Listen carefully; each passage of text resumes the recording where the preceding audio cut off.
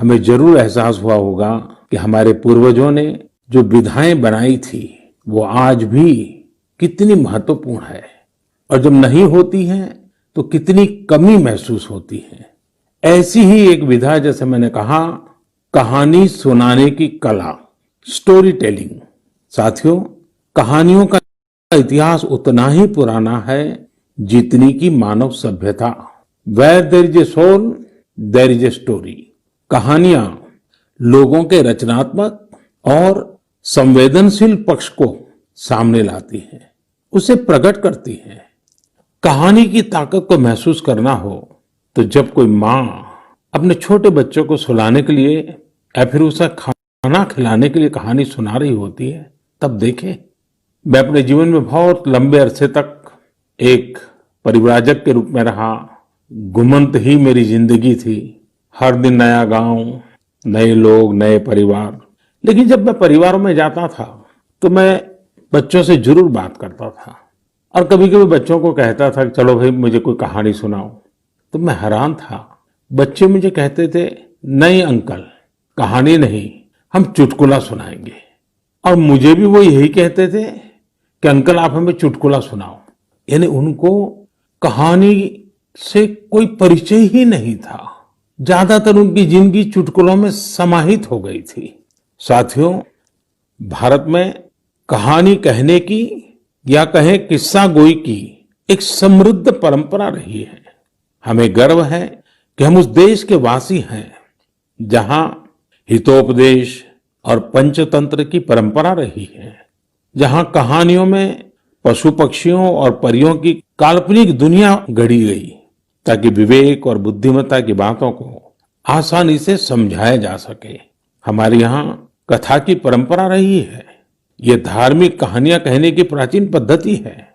इसमें कथाकालक्षेपम भी शामिल रहा है। हमारे यहाँ तरह तरह की लोक कथाएं प्रचलित हैं। तमिलनाडु और केरल में कहानी सुनाने की बहुत ही रोचक पद्धति है। इसे विल्लू पाठ कहा जाता है। इसमें कहानी और संगीत का बहुत ही आकर्षक सामंजस्य होता है। भारत में कठपुतली की जीवंत परंपरा भी रही है। इन दिनों साइंस और साइंस फिक्शन से जुड़ी कहानियां एवं कहानी कहने की विधा लोकप्रिय हो रही है। मैं देख रहा हूं कि कई लोग किस्सा गोई की कला को आगे बढ़ाने के लिए सराहनीय पहल कर रहे हैं। मुझे gaathastory.in जैसी वेबसाइट के बारे में जानकारी मिली, जिसे अमर व्यास बाकी लोगों के साथ मिलकर चलाते हैं। अमर व्यास IIM अहमदाबाद से MBA करने के बाद विदेशों में चले गए, फिर वापिस आए। इस समय बेंगलुरु में रहते हैं और समय निकालकर कहानियों से जुड़ा इस प्रकार का रोचक कार्य कर रहे हैं। कई ऐसे प्रयास भी हैं जो ग्रामीण भारत की कहानियों को खूब प्रचलित कर रहे हैं। वैशाली व्यवहारे देशपांडे जैसे कई लोग हैं जो इसे मराठी में भी लोकप्रिय बना रहे हैं। चेन्नई की श्री विद्या वीर राघवन भी हमारी संस्कृति से जुड़ी कहानियों को प्रचारित प्रसारित करने में जुटी है। वहीं कथालय और the Indian story telling network नाम की 2 वेबसाइट भी इस क्षेत्र में जबरदस्त कार्य कर रही हैं। गीता रामानुजम ने kathalaya.org में कहानियों को केंद्रित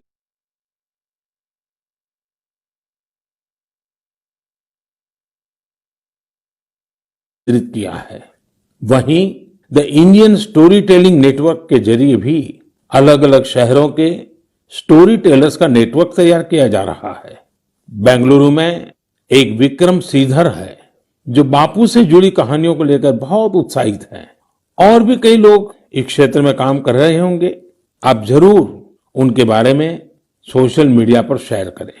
आज हमारे साथ बेंगलुरु स्टोरी टेलिंग सोसाइटी की बहन अपर्णा अथरे और अन्य सदस्य जुड़े हैं। आइए उन्हीं से बात करते हैं और जानते हैं उनके अनुभव। हेलो। नमस्कार आदरणीय प्रधानमंत्री जी, कैसे हैं आप? मैं ठीक हूँ, आप कैसे हैं अपर्णा जी? बिल्कुल बढ़िया सर जी। सबसे पहले मैं बैंगलोर स्टोरी टेलिंग सोसाइटी की ओर से धन्यवाद देना चाहती हूँ कि आपने हमारे जैसे कलाकारों को इस मंच पे बुलाया है और बात कर रहे हैं। और मैंने सुना है कि आज तो शायद आपकी पूरी टीम भी आपके साथ बैठी हुई है।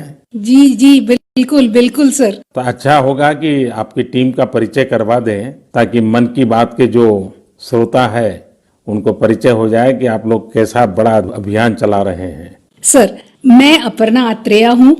मैं 2 बच्चों की माँ हूँ, एक भारतीय वायुसेना के अफसर की बीवी हूँ और एक पैशनेट स्टोरी टेलर हूँ सर।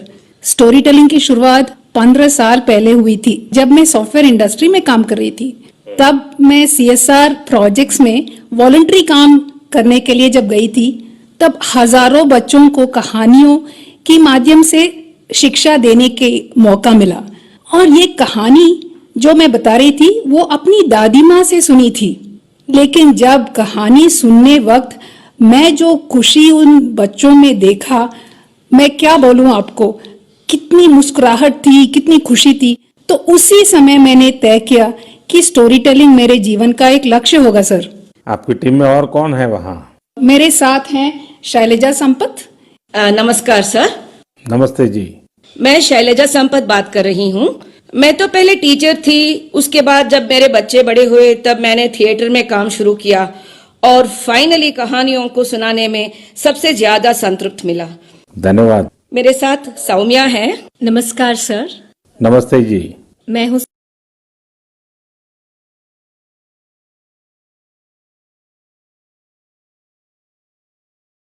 सौम्या श्रीनिवासन।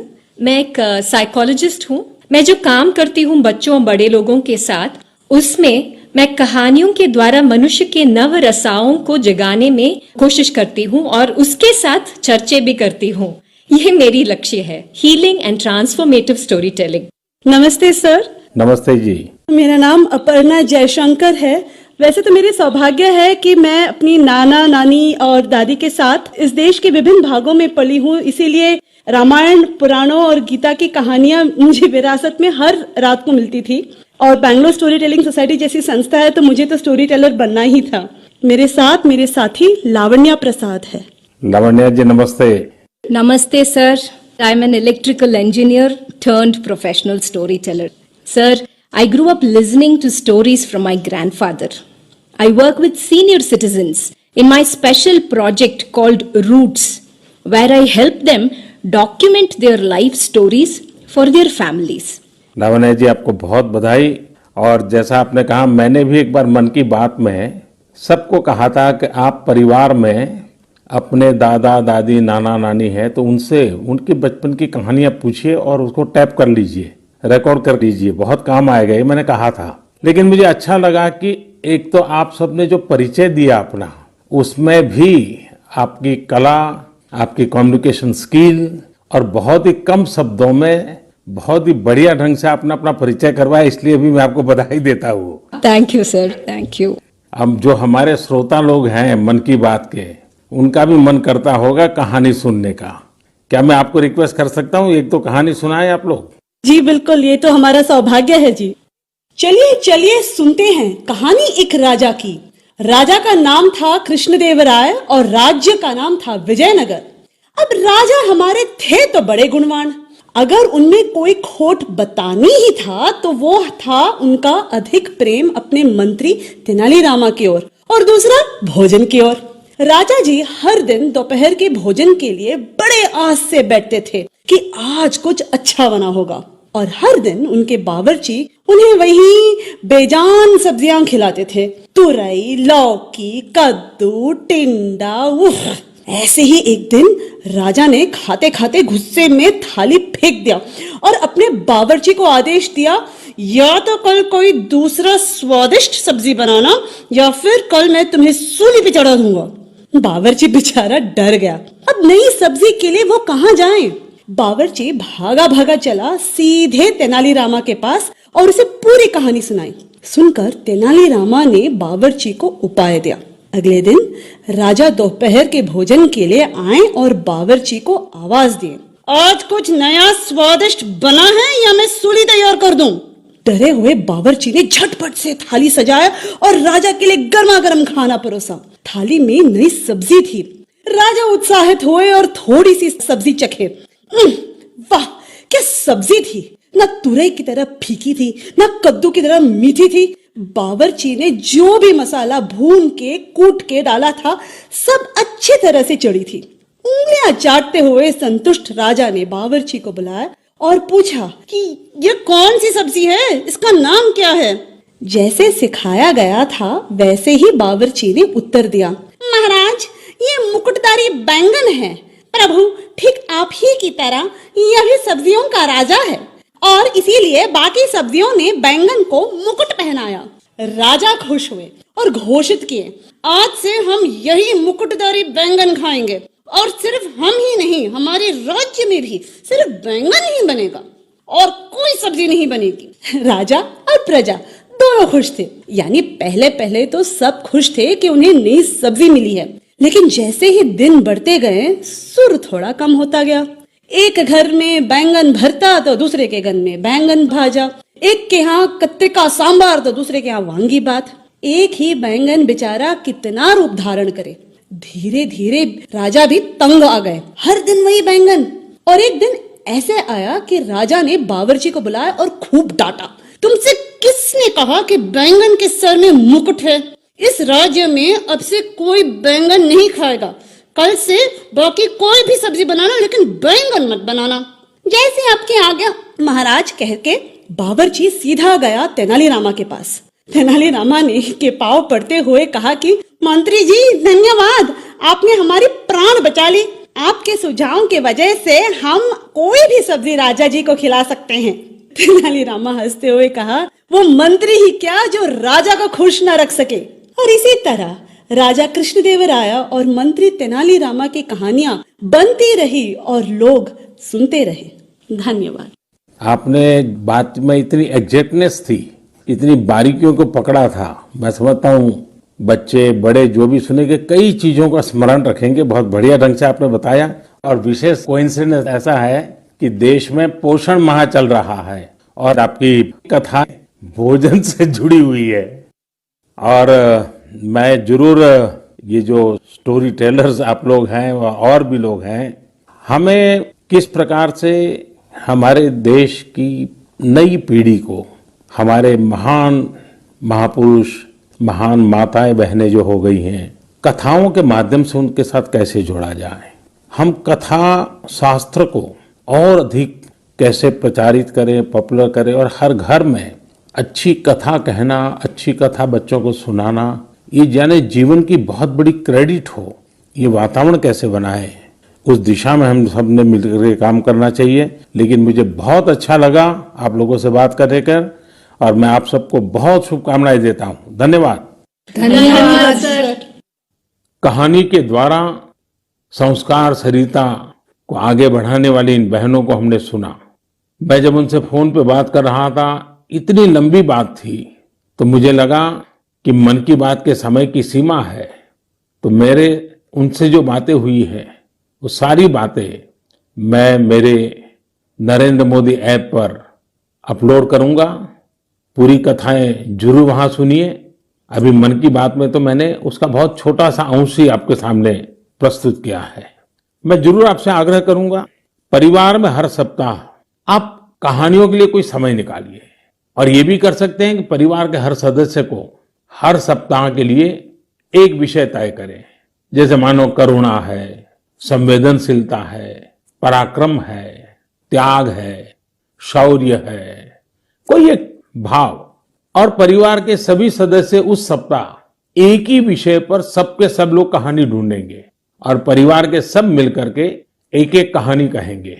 आप देखिए परिवार में कितना बड़ा खजाना हो जाएगा, रिसर्च का कितना बढ़िया काम हो जाएगा, हर किसी को कितना आनंद आएगा और परिवार में एक नई प्राण, नई ऊर्जा आएगी। उसी प्रकार से हम एक काम और भी कर सकते हैं। मैं कथा सुनाने वाले सबसे आग्रह करूंगा, हम आजादी के 75 वर्ष मनाने जा रहे हैं।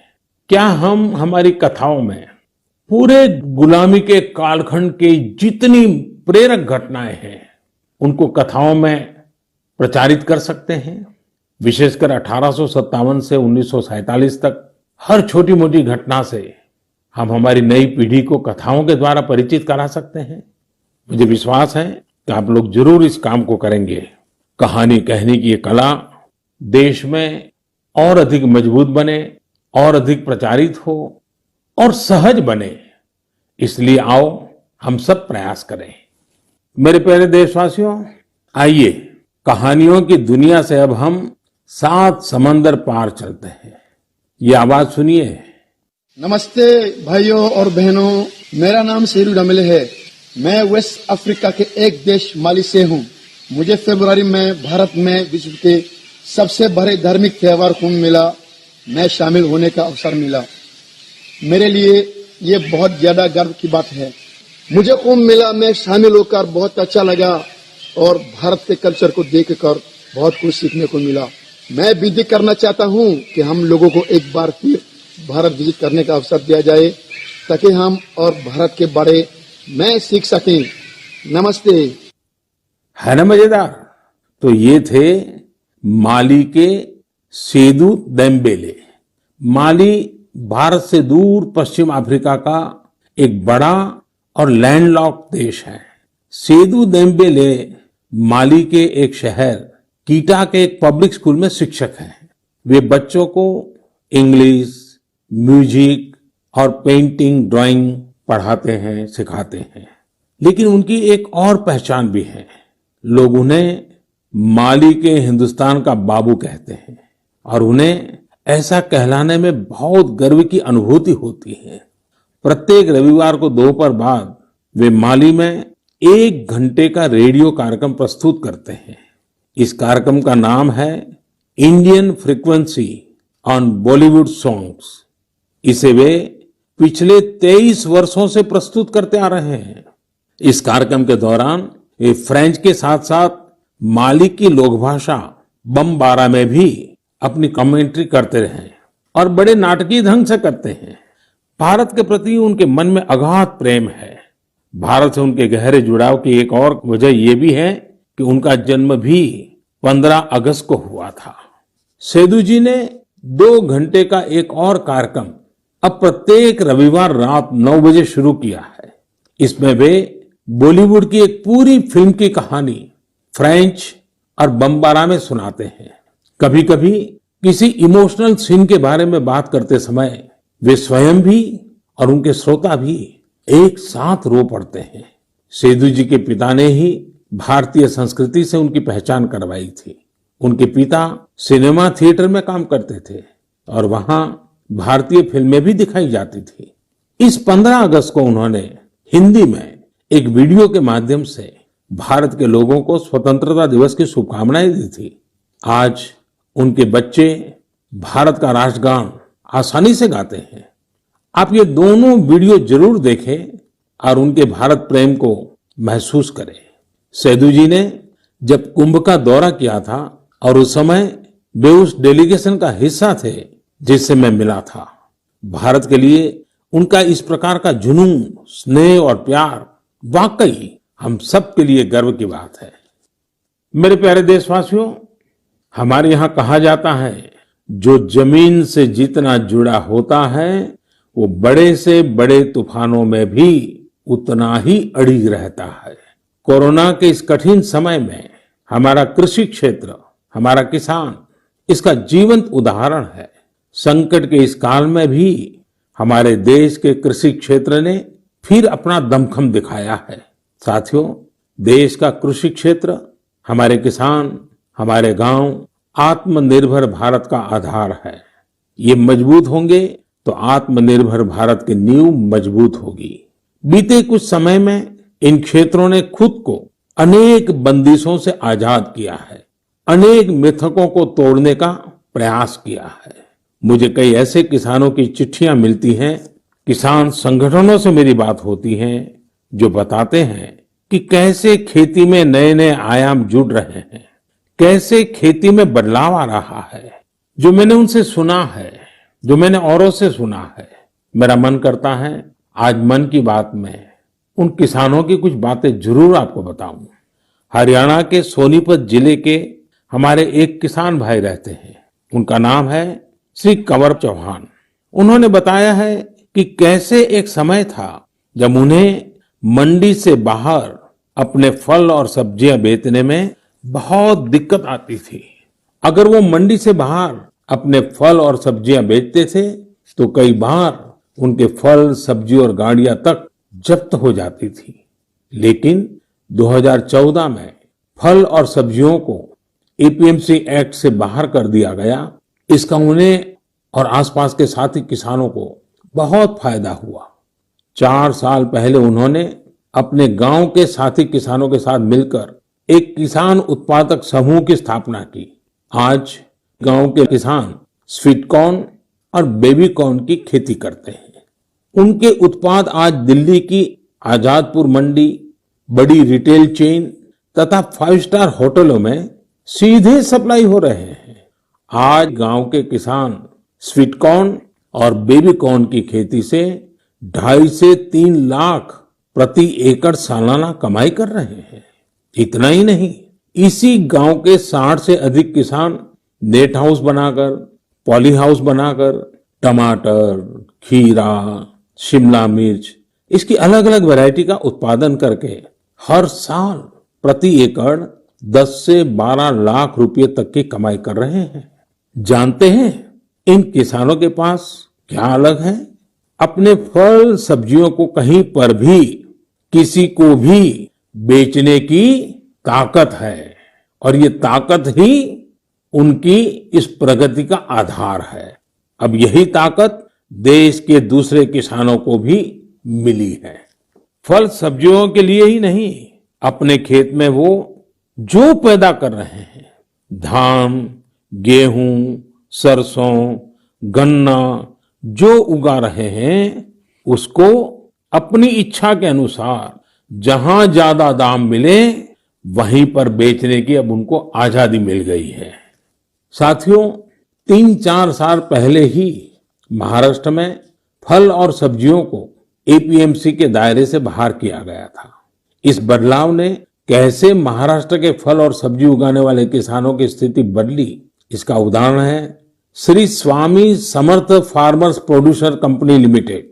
एक किसानों का समूह है। पुणे और मुंबई में किसान साप्ताहिक बाजार खुद चला रहे हैं। इन बाजारों में लगभग 70 गांवों के 4,500 किसानों का उत्पाद सीधे बेचा जाता है, कोई बिचौलिया नहीं। ग्रामीण युवा सीधे बाजार में खेती और बिक्री की प्रक्रिया में शामिल होते हैं। इसका सीधा लाभ किसानों को होता है, गांव के नौजवानों को रोजगार में होता है। एक और उदाहरण तमिलनाडु के थेनी जिले का है। यहां पर है तमिलनाडु केला फार्मर प्रोड्यूस कंपनी। ये फार्मर प्रोड्यूस कंपनी कहने को तो कंपनी है, हकीकत में ये किसानों ने मिलकर के अपना एक समूह बनाया है। बड़ा लचीली व्यवस्था है और वो भी 5-6 साल पहले बनाया है।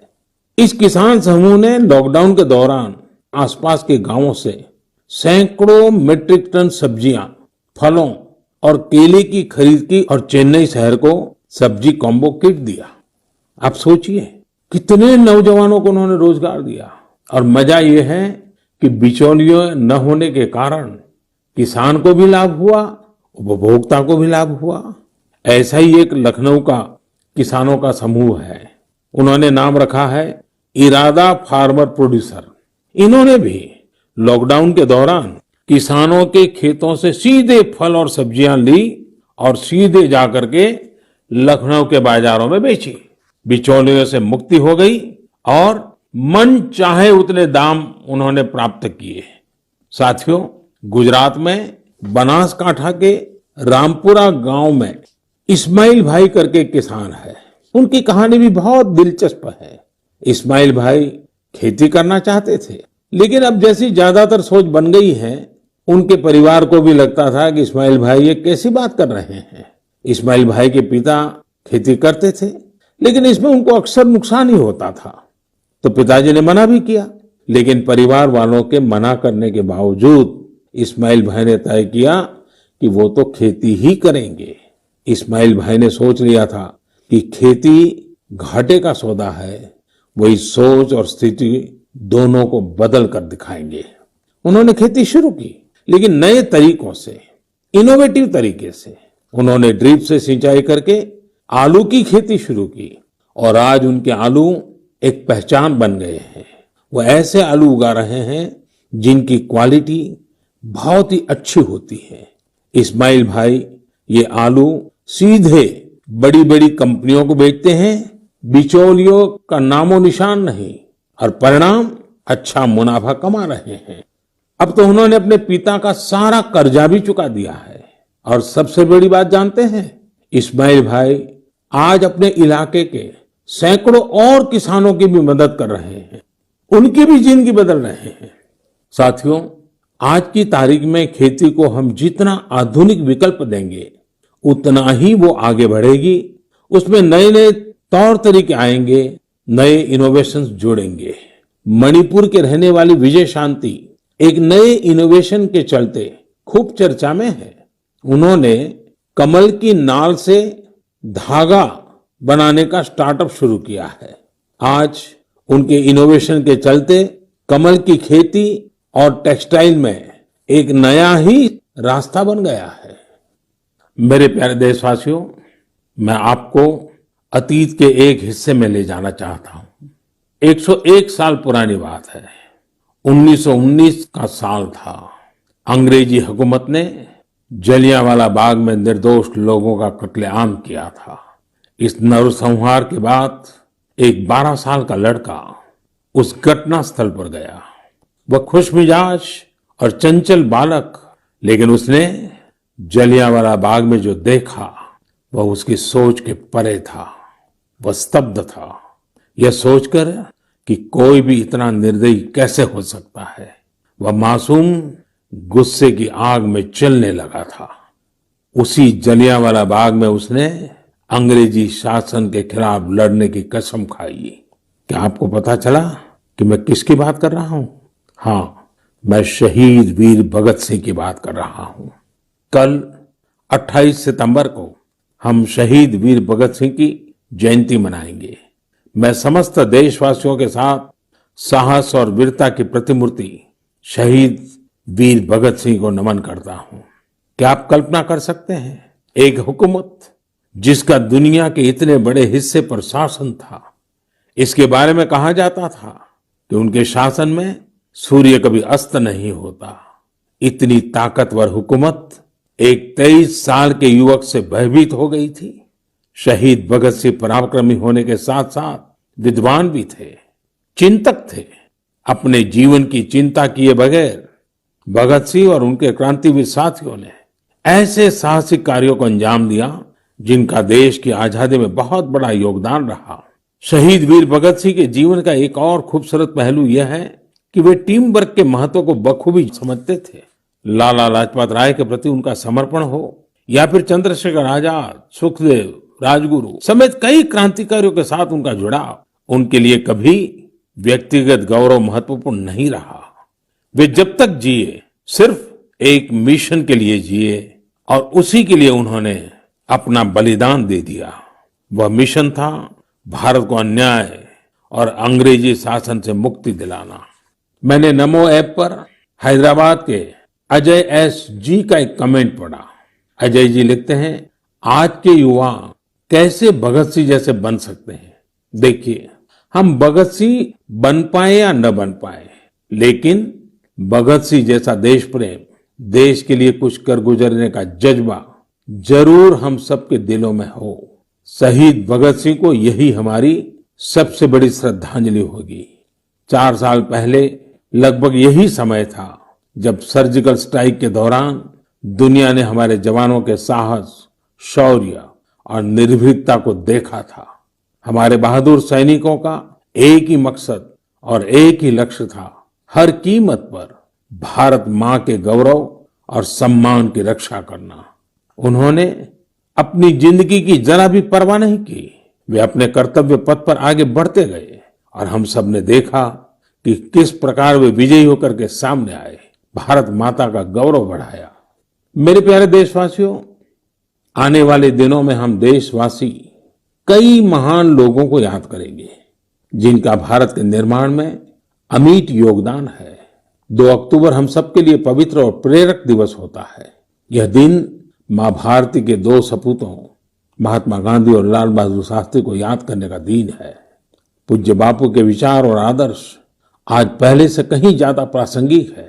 महात्मा गांधी का जो आर्थिक चिंतन था, अगर उस स्पिरिट को पकड़ा गया होता, समझा गया होता, उस रास्ते पर चला गया होता, तो आज आत्मनिर्भर भारत अभियान की जरूरत ही नहीं पड़ती। गांधी जी के आर्थिक चिंतन में भारत की नस नस की समझ थी, भारत की खुशबू थी।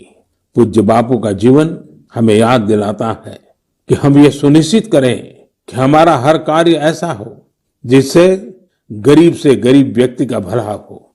वहीं शास्त्री जी का जीवन हमें विनम्रता और सादगी का संदेश देता है। 11 अक्टूबर का दिन भी हमारे लिए बहुत ही विशेष होता है। इस दिन हम भारत रत्न लोकनायक जयप्रकाश जी को उनकी जयंती पर स्मरण करते हैं। जेपी ने हमारे लोकतांत्रिक मूल्यों की रक्षा में अग्रणी भूमिका निभाई है। हम भारत रत्न नानाजी देशमुख को भी याद करते हैं, जिनकी जयंती भी 11 तारीख को ही है। नानाजी देशमुख जयप्रकाश नारायण जी के बहुत निकट साथी थे। जब जेपी भ्रष्टाचार के खिलाफ जंग लड़ रहे थे तो पटना में उन पर प्राण घातक हमला किया गया था। तब नानाजी देशमुख ने वो वार अपने ऊपर ले लिया था। इस हमले में नानाजी को काफी चोट आई थी, लेकिन जेपी का जीवन बचाने में वो कामयाब रहे थे। इस 12 अक्टूबर को राजमाता विजयाराजे सिंधिया जी की भी जयंती है। उन्होंने अपना पूरा जीवन लोगों की सेवा में समर्पित कर दिया। वे एक राज परिवार से थी। उनके पास संपत्ति, शक्ति और दूसरे संसाधनों की कोई कमी नहीं थी, लेकिन फिर भी उन्होंने अपना जीवन एक मां की तरह वात्सल्य भाव से जन सेवा के लिए खपा दिया। उनका हृदय बहुत उदार था। इस 12 अक्टूबर को उनके जन्म शताब्दी वर्ष के समारोह का समापन दिवस होगा। और आज जब मैं राजमाता जी की बात कर रहा हूं तो मुझे भी एक बहुत ही भावुक घटना याद आती है। वैसे तो उनके साथ बहुत सालों तक काम करने का मौका मिला, कई घटनाएं हैं, लेकिन मेरा मन करता है मैं आज एक घटना का जरूर जिक्र करूं। कन्याकुमारी से कश्मीर हम एकता यात्रा लेकर के निकले थे। डॉक्टर मुरली मनोहर जोशी जी के नेतृत्व में यात्रा चल रही थी। दिसंबर जनवरी कड़ाके के ठंड के दिन थे। हम रात को करीब 12-1 बजे मध्य प्रदेश ग्वालियर के पास शिवपुरी पहुंचे। निवास स्थान पर जाकर के, क्योंकि दिन भर की थकान होती थी, नहा धो करके सोते थे और सुबह की तैयारी कर लेते थे। करीब 2 बजे होंगे, मैं नहा धो करके सोने की तैयारी कर रहा था तो दरवाजा किसी ने खटखटाया। मैंने दरवाजा खोला तो राजमाता साहब सामने खड़ी थी। कड़ाके की ठंड के दिन और राजमाता साहब को देख करके मैं हैरान था। मैंने माँ को प्रणाम किया। मैंने कहा, माँ आधी रात में? उन्होंने कहा, नहीं बेटा, आप ऐसा करो मोदी जी, दूध पी लीजिए, ये गर्म दूध पी करके ही सो जाइए। हल्दी वाला दूध खुद लेकर के आई। और लेकिन जब दूसरे दिन मैंने देखा तो वो सिर्फ मुझे नहीं, हमारी यात्रा की व्यवस्था में जो 30-40 लोग थे, उसमें ड्राइवर भी थे और भी कार्यकर्ता थे, हर एक के कमरे में जाकर के खुद ने रात को 2 बजे सबको दूध पिलाया। माँ का प्यार क्या होता है, वात्सल्य क्या होता है, उस घटना को मैं कभी नहीं भूल सकता हूं। यह हमारा सौभाग्य है कि ऐसे महान विभूतियों ने हमारी धरती को अपने त्याग और तपस्या से सींचा है। आइए हम सब मिलकर के एक ऐसे भारत का निर्माण करें जिस पर इन महापुरुषों को गर्व की अनुभूति हो, उनके सपनों को अपने संकल्प बनाएं। मेरे प्यारे देशवासियों, कोरोना के इस कालखंड में मैं फिर एक बार आपको याद कराऊंगा, मास्क अवश्य रखें, फेस कवर के बिना बाहर न जाएं। 2 गज की दूरी का नियम आपको भी बचा सकता है, आपके परिवार को भी बचा सकता है। ये कुछ नियम हैं, इस कोरोना के खिलाफ लड़ाई के हथियार हैं। हर नागरिक के जीवन को बचाने के मजबूत साधन है। और हम न भूलें, जब तक दवाई नहीं तब तक ढिलाई नहीं। आप स्वस्थ रहें, आपका परिवार स्वस्थ रहे, इसी शुभकामनाओं के साथ बहुत बहुत धन्यवाद।